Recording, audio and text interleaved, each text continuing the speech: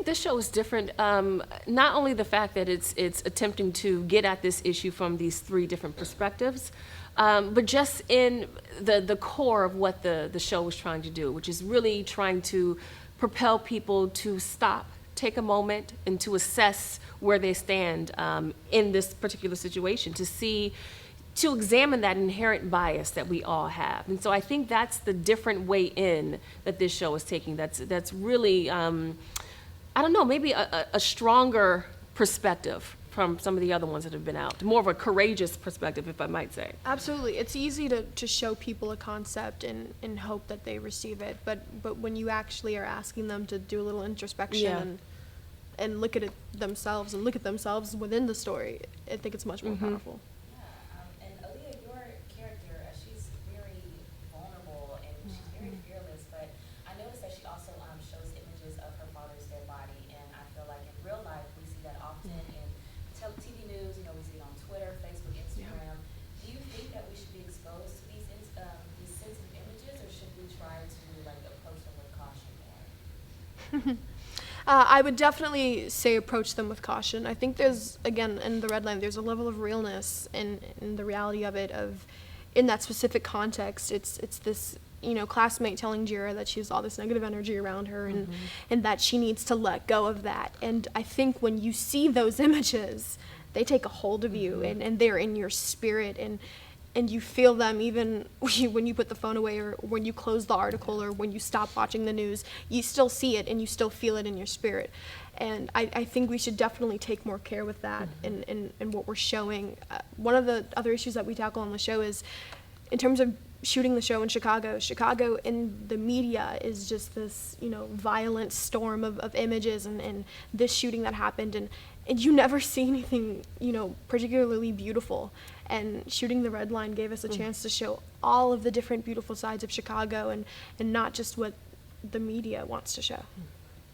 And what are you hoping that the audience will understand? Because your character is, she's such a career woman. I mean, she is a force, honestly, but she's also juggling trying to reconnect with her daughter. So what are you hoping the audience will gain from that, will understand? That it's difficult, but it's not impossible. Especially for us as women, we are juggling so many things at one time, all of the time.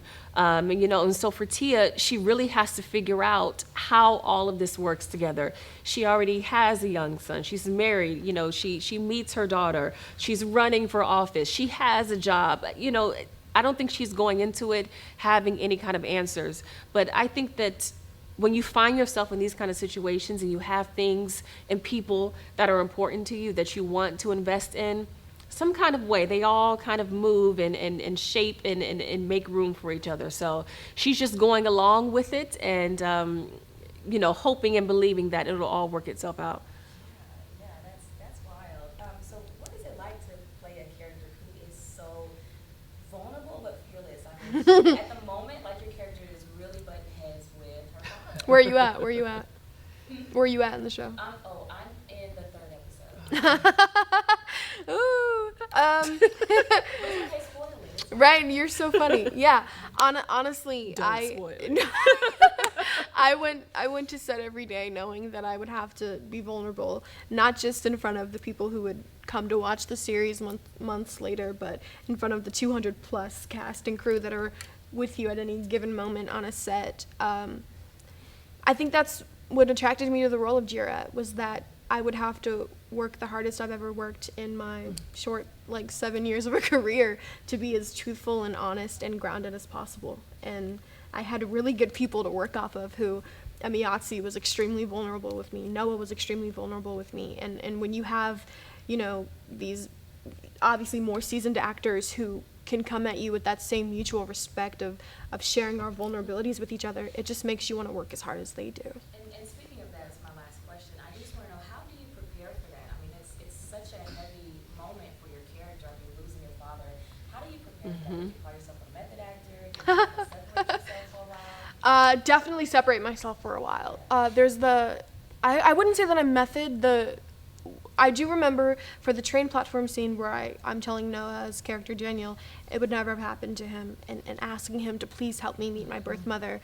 I remember before we shot that scene, and it had to be like midnight in like 15-degree weather on this train platform. I walked sort of towards the train platform, further away from where the crew and cast were, just to get a hold of myself and to really have the place of mind to put down my wall. I feel like in my personal life, in my real life, I don't show emotion as much as I would when I'm acting. And I took that moment to myself, and I was like, all right, you have to share some things here.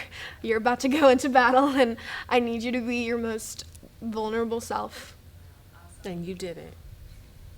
Yes, you did. Thank you so much for sharing with me. Thank you.